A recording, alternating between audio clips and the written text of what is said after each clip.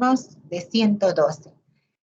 Casi la mitad. Entonces, por favor, después hay problemas, no entienden la clase, no responden, porque tienen, por favor, que escuchar la clase, pues por lo menos, ¿sí?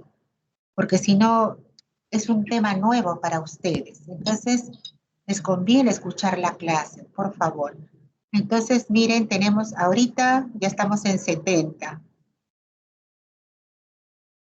Por favor, tienen que escuchar sus clases. Después se les pregunta en la práctica y no saben, ¿sí? Es algo desconocido, algo nuevo. Por favor, es 1 hora la clase. A ver si los delegados les avisan, pues, ¿no? A sus compañeros que los sábados ya saben que la clase es a las 8. Es el único día que tenemos donde ustedes tienen contacto directo con nosotros para poder expresar todos los conocimientos sobre esta materia. Muy bien, entonces empezamos hoy día con síndromes orgánicos cerebrales, ¿sí? Por favor, la primera diapositiva.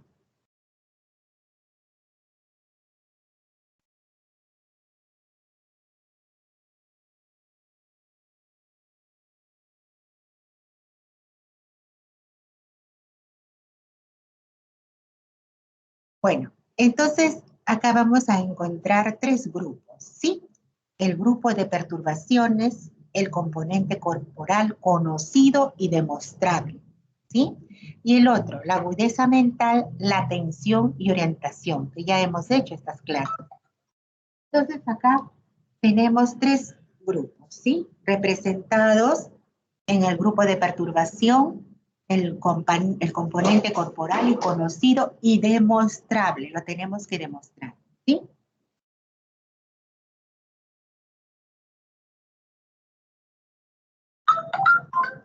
Y el segundo, ¿no? La agudeza mental, la atención y la orientación, ¿sí? Donde ya vemos, ya ustedes saben la definición de atención, de orientación. El paciente está orientado en tiempo, espacio y personas, ¿sí? La siguiente diapositiva.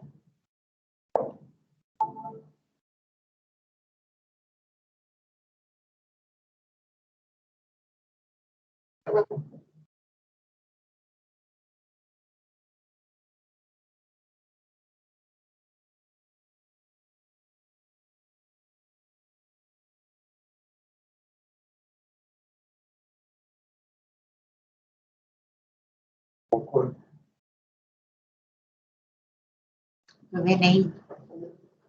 Máscara. Ponte, ¿cómo que usted te cambiaste? ¿Para ir a dejarlo o dónde te vas a poner? ¿O lo vas a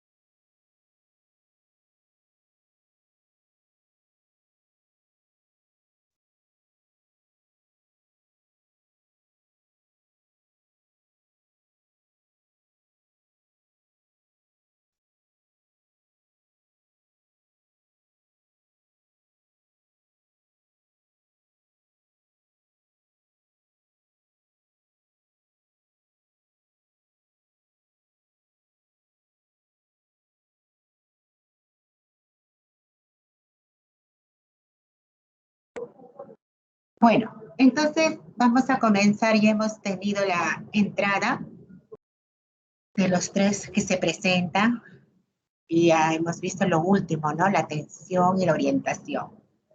El síndrome orgánico cerebral agudo. Vamos a empezar con el síndrome orgánico cerebral agudo.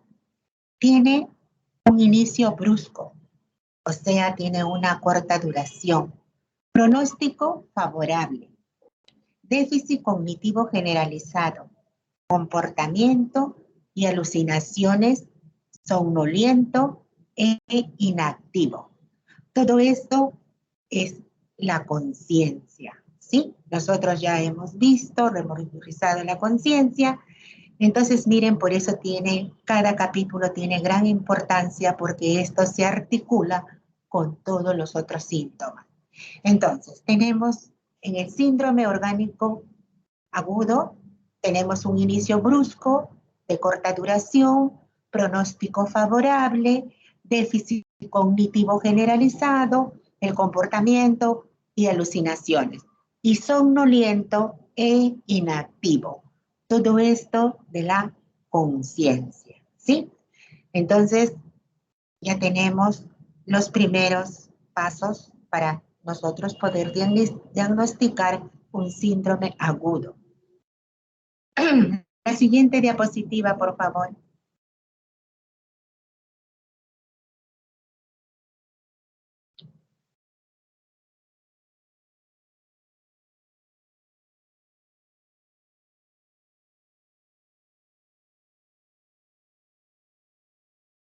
Doctora, estoy pasando, no sé si creo que es el internet porque yo ya estoy en la siguiente, no sé si Sí, usted sigue acá viendo. también se va por un rato, sí, es el internet. Parece que está bien lento.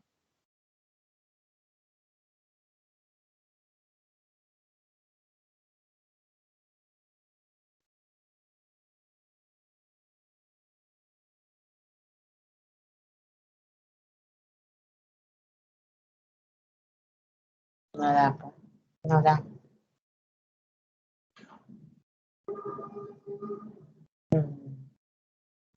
Lo que pasa es que creo que el internet está bien lento. Ese es el problema que tenemos también. La parte del sistema que no ayuda. Bueno, entonces, en una parte nos hace un favor y en otra parte nos retrasa, ¿no? Para que vayan ustedes fijando bien todas las características que tiene un síndrome orgánico cerebral agudo, ¿sí?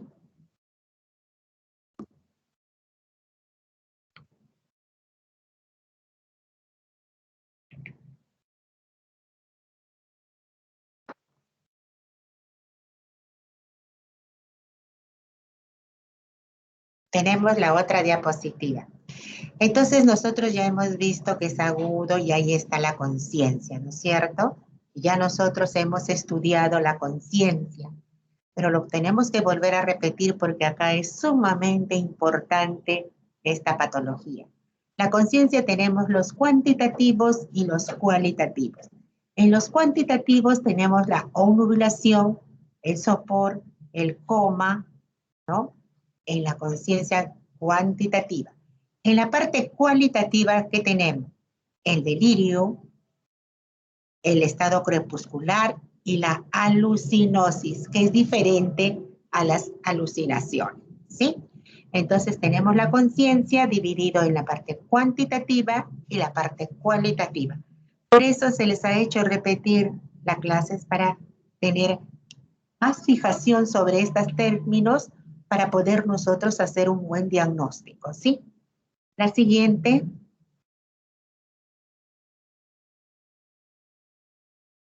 Acá tenemos el síndrome orgánico cerebral crónico. Ya nosotros hemos visto el agudo, es por tiempo, ¿no es cierto? Y el crónico también, más bien. Lesión estructural cerebral, evolución o estado demencial, deterioro grave de procesos intelectuales, frecuentes síntomas psicóticos. Acá ya vienen las alucinaciones y en el otro tenemos las alucinosis. Ideas delirantes, ¿sí? Entonces, ¿cómo cambia del agudo al crónico, no?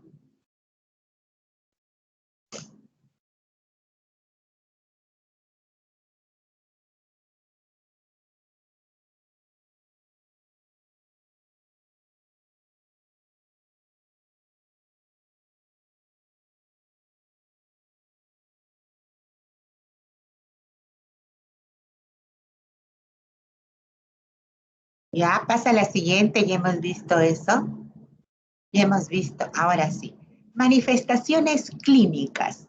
Acá también tenemos el deterioro cognitivo, las amnesias, apraxia, afasia, agnosia y el deterioro funcional.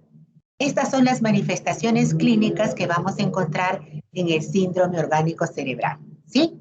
Deterioro cognitivo, amnesia, apraxia, afasia, agnosia y deterioro funcional. Pase la siguiente.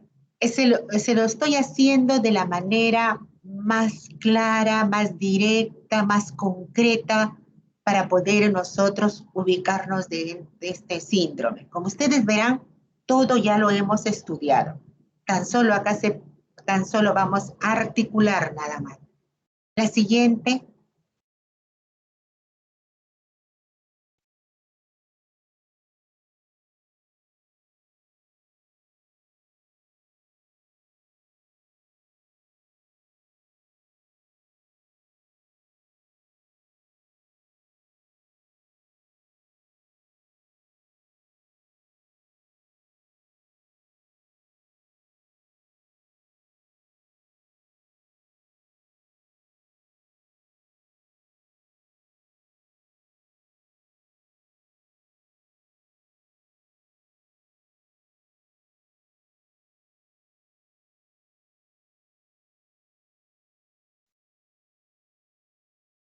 Entonces acá ya tenemos ya las perturbaciones del síndrome orgánico agudo en una forma global y fluctuante, ¿sí?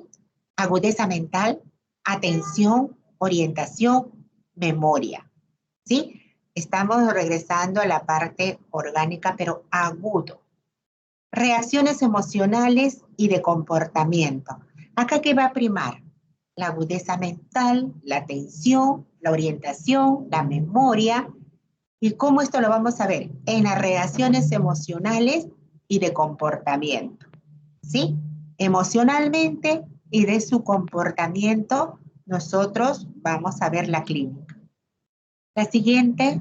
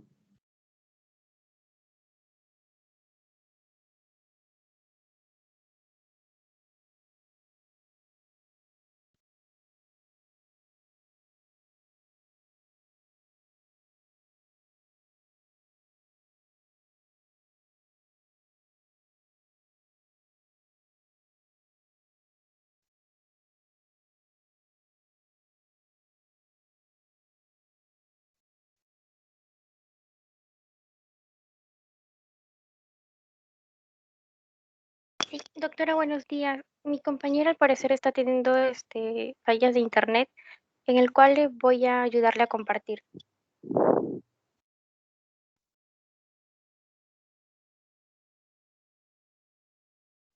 Gracias.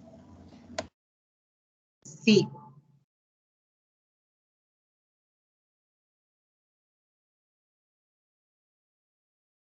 Sí, ¿verdad? Se va rápido porque dice buscando red, y es verdad. No sé si hoy día la gente ocupa más el internet, pero estamos en eso. Bueno, entonces, el síndrome orgánico cerebral crónico, de menor fluctuación, más insidioso. ¿Qué significa eso? Agudeza mental, atención menos, evidente que la orientación y la memoria. ¿Sí?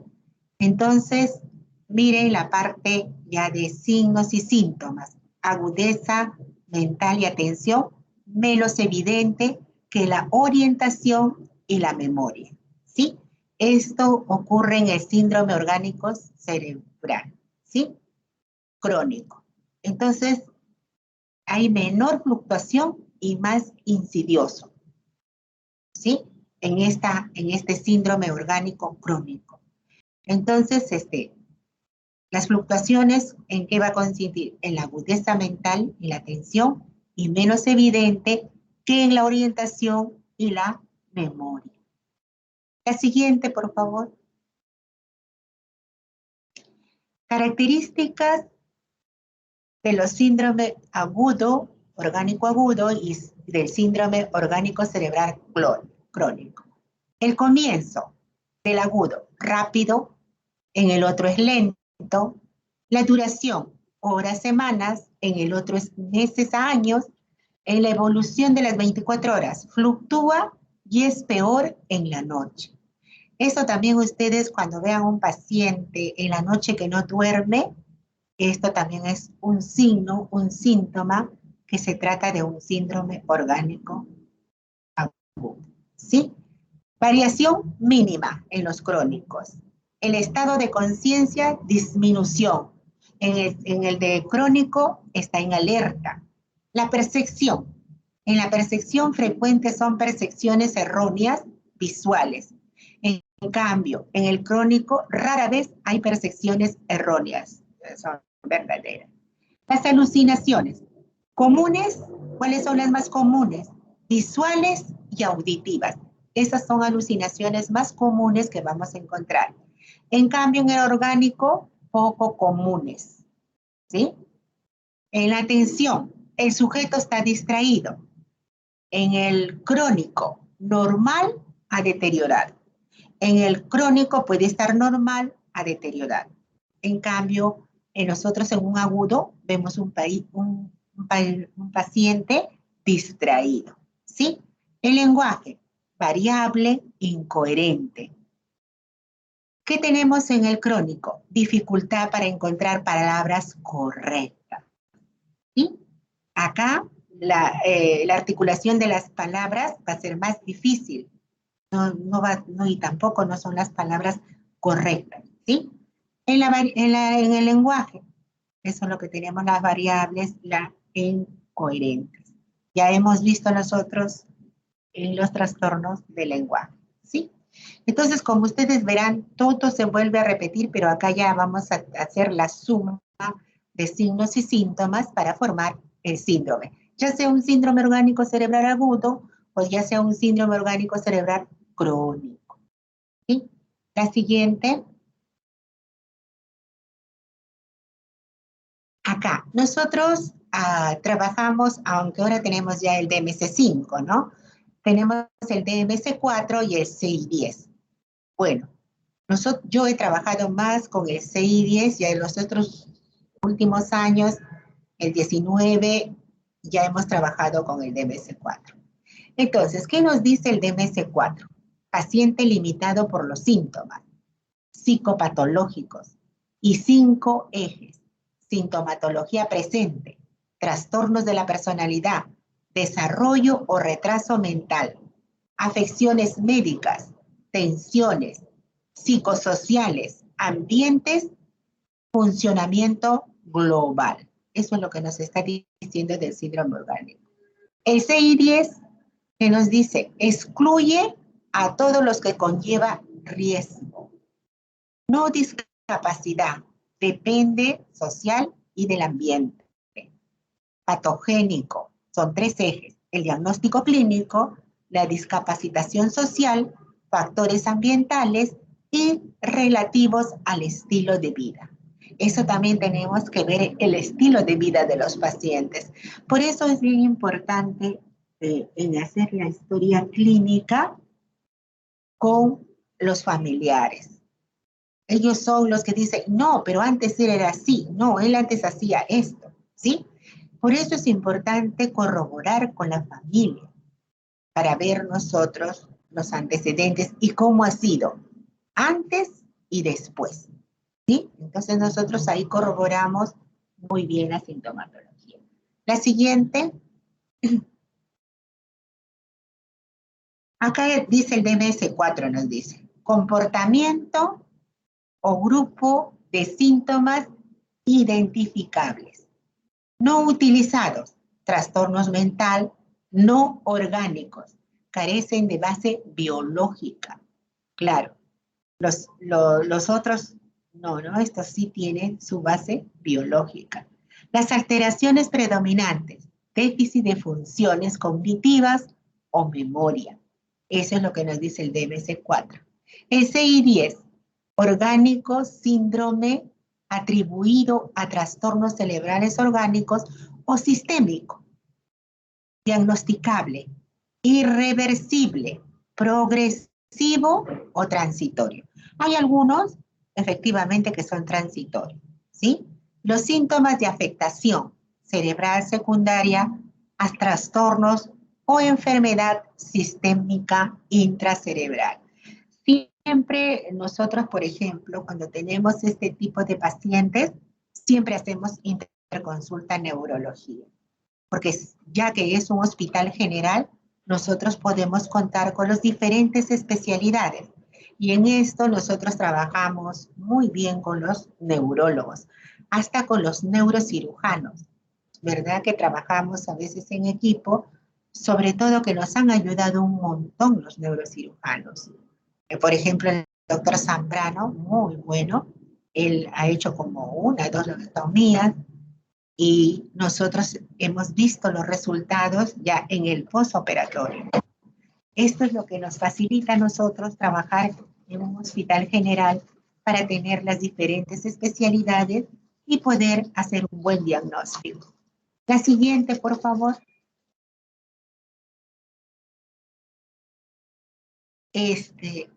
Los síndromes orgánicos cerebrales. La siguiente, el delirio. Estamos hablando de orgánico. Proviene del latín, significa descarrilamiento, separación de una ruta o vía. ¿Sí? Mire, acá se usa palabras no tan técnicas, ¿no? Más usa palabras que nosotros no empleamos. Lunguisky, ¿qué dice? El deterioro reversible global de los procesos cognitivos. Adams y Víctor, ¿qué nos dice? Estado de confusión, de gran desorientación en presencia de viveza y vigilancia. Esto incluirá los trastornos de percepción y síntomas tales como la alerta excesiva, agitación intensa y excitación frenética. Efectivamente, nosotros cuando tenemos este tipo de pacientes encontramos estos tipos de síntomas, ¿sí? Entonces, acá nosotros, el que ya ve tantos años paciente, así nomás como dicen, pues, en una forma muy suelta, ¿no? Dicen, a buen ojo de cubero, ya. Tú dices, no, este es un orgánico. ¿Sí? Por la excitación que presenta, la demasiada son excesivamente una agitación muy intensa. Entonces ya uno, no, dice, este es orgánico. Eso nos va a dar el tiempo de que nosotros vayamos entrevistando a pacientes, ya nosotros vayamos teniendo más práctica, ¿no? Aprendiendo. En realidad, el paciente es un libro abierto.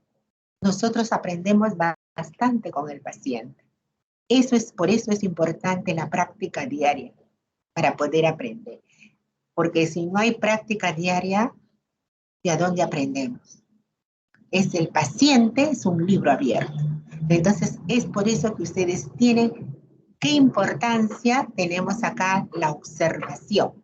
Observar al paciente, qué hace, qué no hace, qué dice, ¿sí? Para poder tener un buen diagnóstico. La siguiente. El DMS-4 es una entidad caracterizada por una alteración de la conciencia y un cambio en la cognición durante un periodo breve de tiempo, ¿sí? Caracterizada por una alteración de la coincidencia, de la conciencia y un cambio en la parte cognición durante un periodo breve. Esto lo vemos en los orgánicos agudos, ¿sí? Se caracteriza por la presencia simultánea de trastornos de conciencia, atención, percepción, pensamiento, psicomotricidad, memoria, edad, emociones y el ciclo del sueño de vigilia. Por eso, miren qué importante es que en la primera parte del curso hemos hecho todos estos capítulos, ¿sí? ¿Por qué? Porque ahora ustedes lo van a saber, digamos, lo van a saber aplicar al paciente frente a qué tipo de síndrome están. Si están en un síndrome agudo, si están en un síndrome crónico, si es un síndrome orgánico o si es un síndrome psicótico, ¿sí? Entonces, por eso es la importancia de repasar y aprender las terminologías, ¿sí? La siguiente, patogenia, ¿no? ¿Qué involucra acá? Acá involucra la alteración metabólica del sistema nervioso. Y involucra y también se desconoce, ¿sí? Por ejemplo, tenemos acá los hemisferios cerebrales, simpáticos, características clínicas del síndrome que provocan la aparición, la hiperactividad. Acá nosotros ya comenzamos con los neurotransmisores, la dopaminérgica, en forma conjunta o por separada, ¿sí? Disminución del uso de oxígeno, disminución de la actividad colinérgica. Y también en lo desconocido, ¿no? El nivel exacto de una alteración. Parece depender de agentes etiológicos. Verdaderamente a veces nosotros no encontramos qué lo ha producido, que si es una bacteria o es un virus. Por eso es importante que nosotros también trabajamos, como les vuelvo a repetir, con especialidades. Eso es lo bueno de un hospital general. En una oportunidad encontramos, hacemos interconsulta, ¿no? Hacemos interconsulta a las diferentes especialidades para poder llegar a un diagnóstico. Eso es lo que hemos aprendido nosotros, porque a veces no encontramos qué está alterando. Y verdad, es un poco desesperante no saber, porque cómo lo ayudamos si no sabemos qué está pasando o cuál es lo que está causando esta descompensación. Entonces ahí comenzamos nosotros a interrelacionarnos con nuestros colegas de las otras especialidades, ¿no? Felizmente que tenemos casi todas las especialidades. Tenemos genética, tenemos gastro, tenemos dermatología, tenemos todas las especialidades, en especial neurología, ¿no? Que nosotros más trabajamos con los neurólogos y los neurocirujanos. La siguiente, la etiología. Por ejemplo, causas intracraneales, la epilepsia, fármacos de intoxicación o abstinencia, los traumatismos, los venenos, las infecciones, los trastornos vasculares, las neoplasias. En esto también tenemos oncología nosotros, ¿no? A veces hacemos la interconsulta y da mucha pena porque son niños. Recién tienen a veces 7, 8 años. Esa es lo más difícil. Entonces, estas causas son intracraneales y también tenemos las causas extracraneales. Los fármacos de intoxicación o abstinencia, venenos, disfunción endocrina. Nosotros, por ejemplo, venenos más hemos encontrado en adolescentes. La mayoría de los adolescentes se quieren suicidar por cosas muy mínimas, ¿no? Porque ya somos adultos, lo vemos de ese sentido, pero ellos no. Por ejemplo, había una joven que ahora recién, bueno, en ese tiempo era presencial, pero ahora estamos viendo virtual. Entonces, a veces Cuando comienzan a funcionar las hormonas, bueno, no en todas personas, pero en algunos es muy preponderante la cosa, porque no lo dejó salir con el enamorado, porque no lo dejó ver, no salió con las amigas, comienzan a tomar veneno. Había una joven de 16, 15 años, no lo dejaban salir, ¿qué hacía la niña? La niña tiraba la sábana, no sé si ven mucha película, y estaba ahí en el segundo piso y bajaba por la sábana.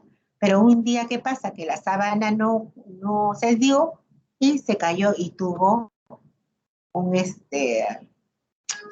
politraumatizadas, tuvo la niña, creo que 15 días, 20 días, pero salió porque era joven, tenía 14, 13 años. Entonces, todas las cosas que uno ve, y hay otras chicas que no toman veneno, lo que toman es las pastillas, 15, 20 pastillas de diazepam, de lo que encuentran toman, de la mamá, del primo, del tío. Entonces, también se intoxican con esto, ¿no? Y llegan a emergencia donde hay que hacer el lavado gástrico. También tenemos disfunciones endocrinas, también hay, hepáticas también, renales, cardiovasculares, enfermedades deficitarias, infecciones, estado postporperio. Esto también vemos nosotros en adolescentes que muy jóvenes están siendo madres. Ya de una vez que la niña comienza a ovular, pues ya puede quedar embarazada, ¿no? Por ejemplo, nos contaba, no he visto, pero nos contaba una residente que fue a rotar. Doctora, ya hay un servicio en la maternidad de Lima de puro adolescente. Esa es otra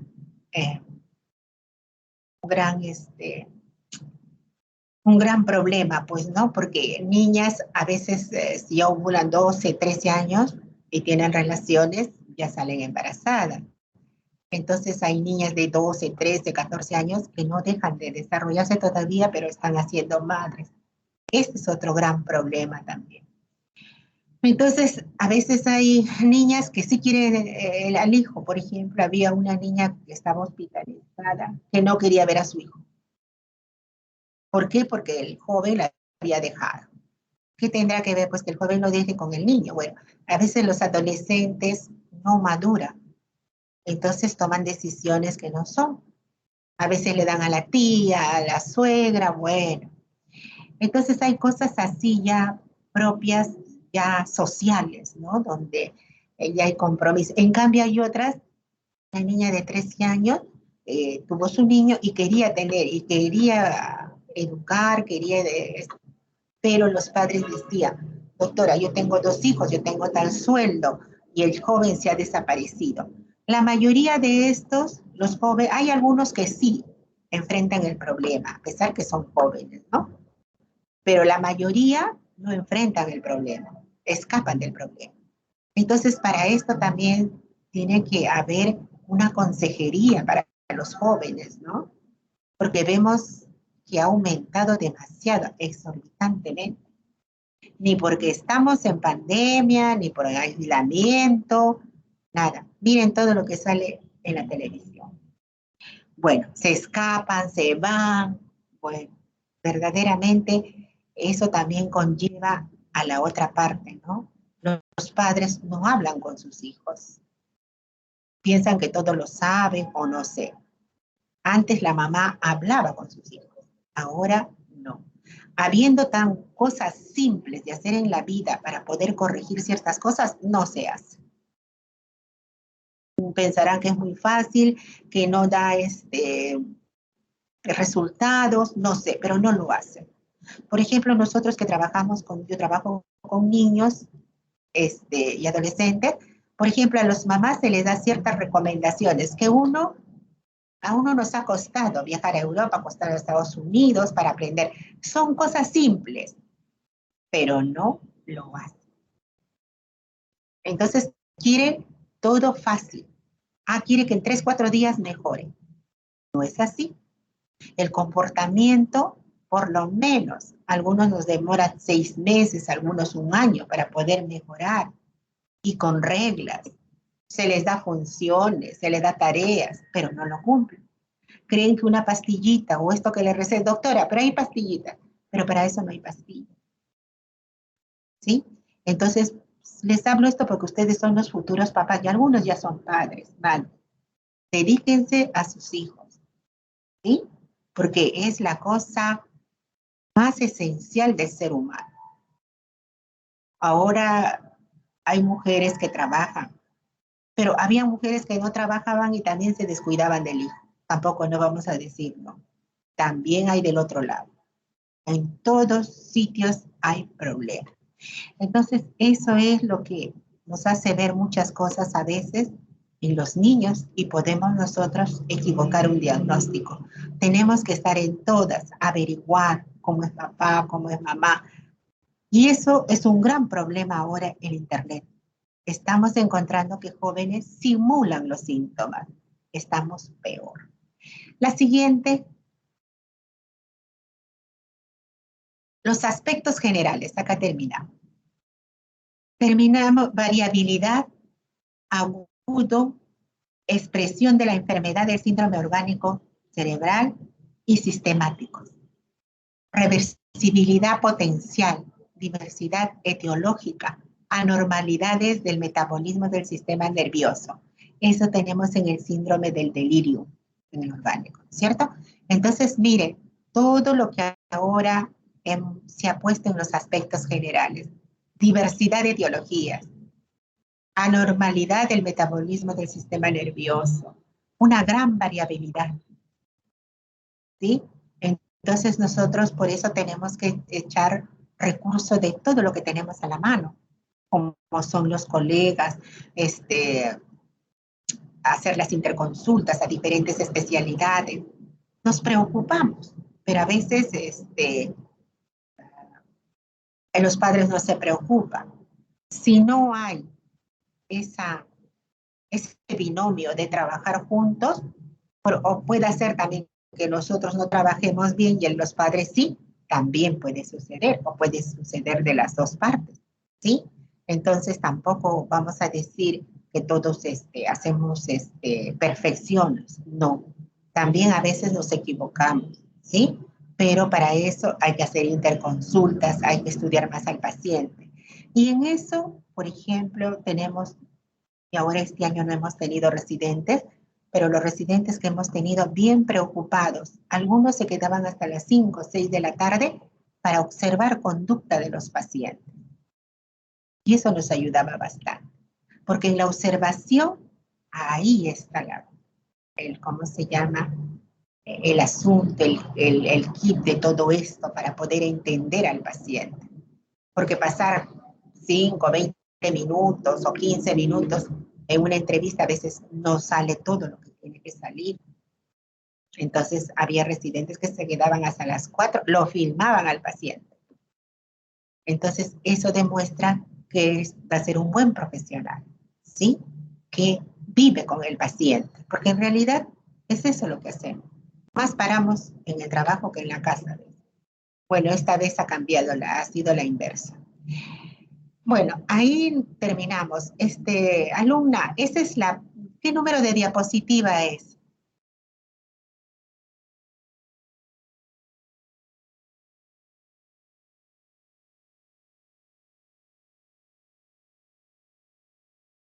Ah, la 17, ¿no? Íbamos a hacer hasta la 12 nomás. Ya. Entonces ahí nos vamos a quedar, ¿sí? En la 17. Entonces, ya estamos viendo toda la parte variable, toda la parte que encontramos, los síntomas. Encontramos lo que dice el DMS4, el DMS10, para que ustedes, el CI10, perdón, ustedes tengan poco a poco. Ustedes ven que nosotros no corremos, no tenemos prisa. Lo que queremos es que ustedes consoliden toda la parte desde las terminologías nuevas que se están involucrando ya en su vocabulario, ¿sí? Entonces, eso es lo que queremos, que ustedes poco a poco vayan involucrándose también en la parte de la especialidad. Ven, ustedes, es fácil, Si nosotros aprendemos a observar, es fácil, pero lastimosamente también por la pandemia no podemos hacer práctica, ¿sí? Porque este curso es eminentemente práctico, porque se aprende. Con el paciente al costado se aprende un montón. Uno ya no se olvida, pero en una forma teórica no es tan fácil. Por eso nosotros decidimos que ustedes hagan las consultas entre ustedes, ¿no? Por ejemplo, hemos visto que Colombia, qué bien lo está haciendo, porque tenemos que reinventarnos, pues. No se puede, pero se puede. Ahora, como ha aumentado más en esta tercera ola, está aumentando los contaminados, entonces se han cerrado otra vez los hospitales. Entonces, nosotros pensábamos ya que en enero, febrero nos reintegrábamos a presencial para poder hacer las prácticas. Pero no es así, se ha cerrado nuevamente y tan solo se está recibiendo COVID. Bueno, faltan más que el 10% de camas para que ya no haya camas UCI. Entonces, ese es el gran problema, ¿sí? Que debe ser presencial. Bueno, entonces, nosotros vamos a hacer ya ustedes tienen experiencia, porque ustedes ya lo han venido haciendo del semestre pasado, ¿sí? Entonces, cada uno a las 9 va a ir con su profesor de práctica y digamos, la tarea va a ser que ustedes a las 9 de la mañana, entre ustedes en cada grupo, en mi grupo, presenten algo con los signos y síntomas que hemos visto, ¿sí? Entre ustedes. No va a salir perfecto, pero se da el primer paso, siempre hay incomodidad, hay fallas, pero nosotros poco a poco, a la otra semana ya lo vamos a ir mejorando, porque queremos que practiquen, porque cuando ustedes van a ir a hacer serum, esas cosas, van a estar solos, y ahí recién se van a acordar. Ay, la doctora qué pesada, todos los días nos decía que estudie, porque señores, por ahí no hay internet a veces, van a estar solos, y van a tener que estar, ¿cómo se llama? Solucionar sus problemas. ¿Sí? Les digo por experiencia. Yo hice un pueblito de Piura, amigo. Pero, y Dios gracias que lo hice en el Hipólito Unanue internado. En el Hipólito Unanue uno tiene mano para todo. Para cirugía, para obstetricia, para medicina interna, para cirugía. Porque ahí somos los que trabajamos los internos. El residente viene y nos mira, ¿no? Ah, está bien, no, esto es así, nada más, nos corrige o nos dice. Al principio todos renegábamos, hasta nos quejamos, porque tan solo teníamos un día de descanso y todos los días guardia, 2 días trabajando, un día trabajando y al día siguiente guardia, un día trabajando y guardia. Salíamos cansados. Pero cuando fuimos a hacer nuestro serum, yo di gracias a Dios que me trataron así, porque supe desempeñarme de la forma más correcta